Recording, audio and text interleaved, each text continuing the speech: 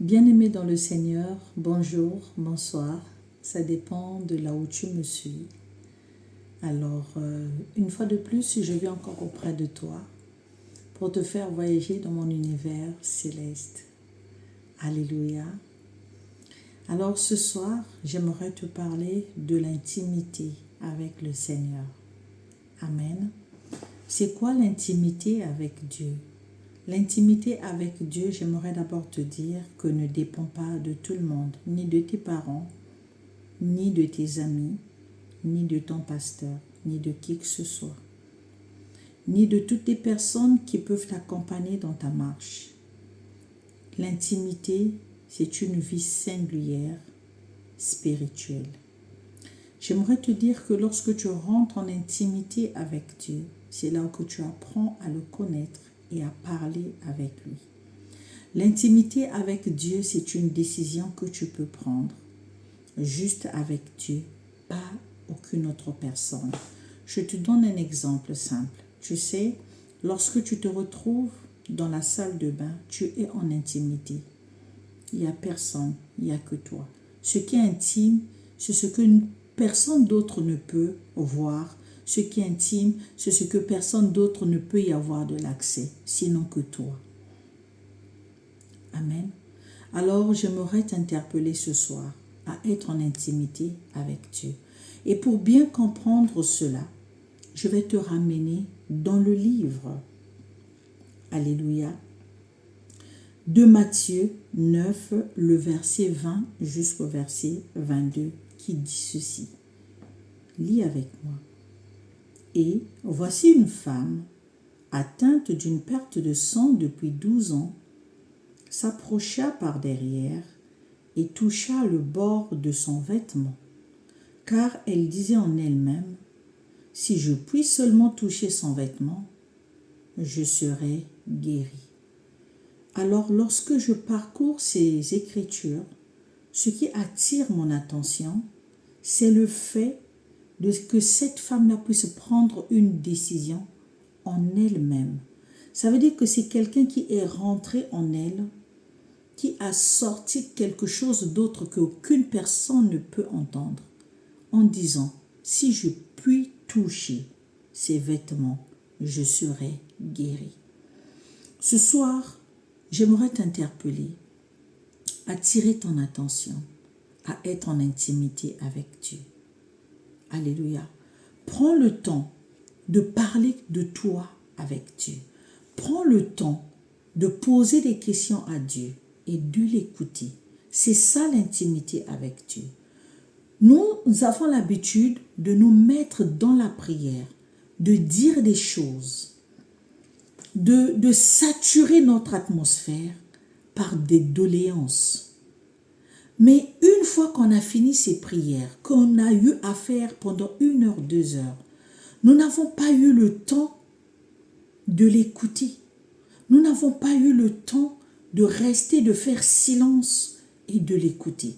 Parce qu'il y a un temps où toi tu peux parler. Il y a un temps où toi tu dois entendre aussi. C'est tout ça l'intimité. C'est quand tu as pris la décision au-dedans de toi de faire quelque chose, de poser un acte de foi. L'intimité avec Dieu, c'est le fait que nous puissions poser des actes de foi sans que une autre personne le sache, l'entende, le comprenne. Mais il n'y a que toi qui comprends. Alors voilà pourquoi je peux encore comprendre que Anne était capable de parler en langue et que Élie pouvait dire qu'elle était ivre. Mais Anne avait compris. Elle a dit que je ne suis pas ivre. Mais je parle à mon Dieu. J'ai un cœur meurtri. L'intimité auprès de Dieu, il faut déchirer son cœur. Il faudrait que Dieu ait accès à ton corps. Il faudrait que Dieu ait accès dans tout ton corps.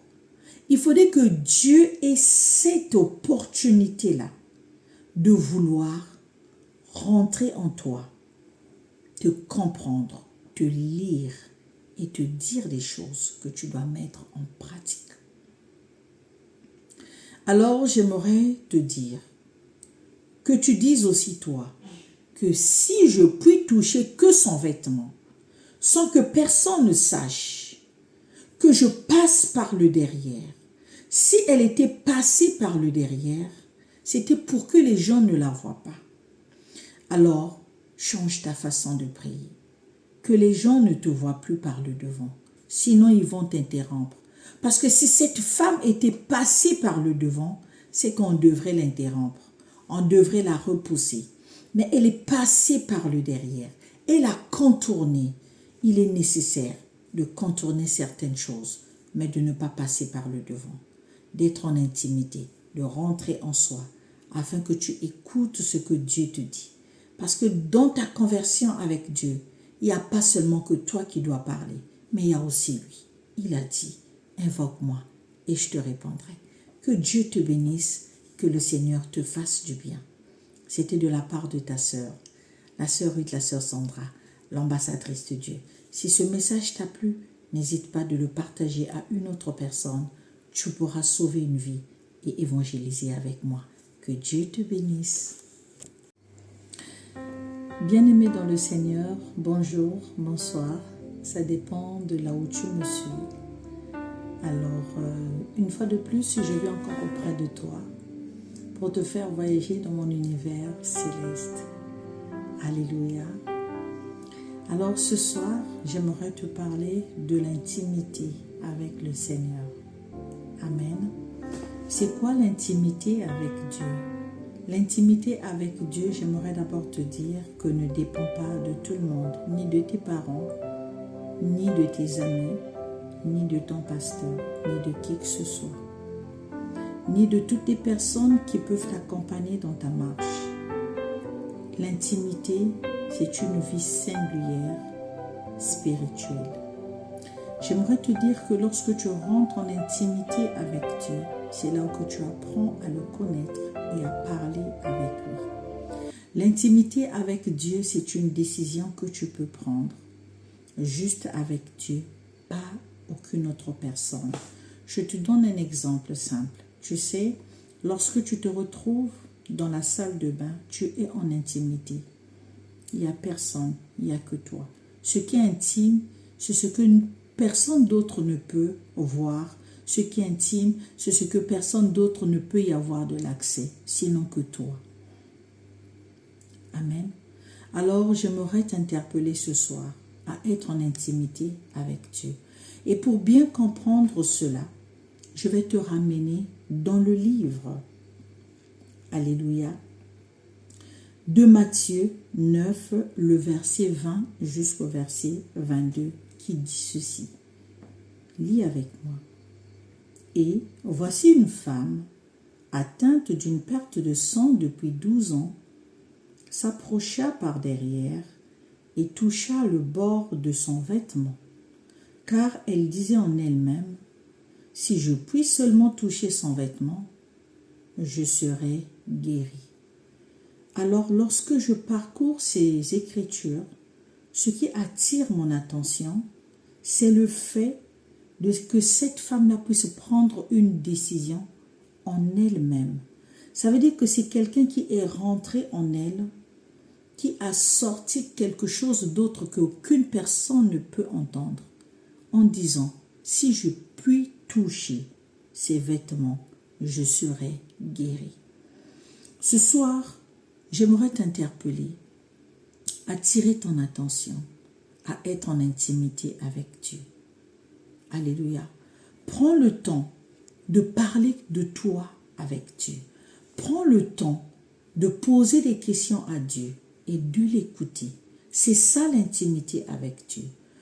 Nous avons l'habitude de nous mettre dans la prière, de dire des choses, de saturer notre atmosphère par des doléances. Mais une fois qu'on a fini ces prières, qu'on a eu à faire pendant 1 heure, 2 heures, nous n'avons pas eu le temps de l'écouter. Nous n'avons pas eu le temps de rester, de faire silence et de l'écouter. Parce qu'il y a un temps où toi tu peux parler. Il y a un temps où toi tu dois entendre aussi. C'est tout ça l'intimité. C'est quand tu as pris la décision, au-dedans de toi, de faire quelque chose, de poser un acte de foi. L'intimité avec Dieu, c'est le fait que nous puissions poser des actes de foi sans que une autre personne le sache, l'entende, le comprenne. Mais il n'y a que toi qui comprends. Alors voilà pourquoi je peux encore comprendre que Anne était capable de parler en langue et que Élie pouvait dire qu'elle était ivre. Mais Anne avait compris. Elle a dit que je ne suis pas ivre. Mais je parle à mon Dieu. J'ai un cœur meurtri. L'intimité auprès de Dieu, il faut déchirer son cœur. Il faudrait que Dieu ait accès à ton corps.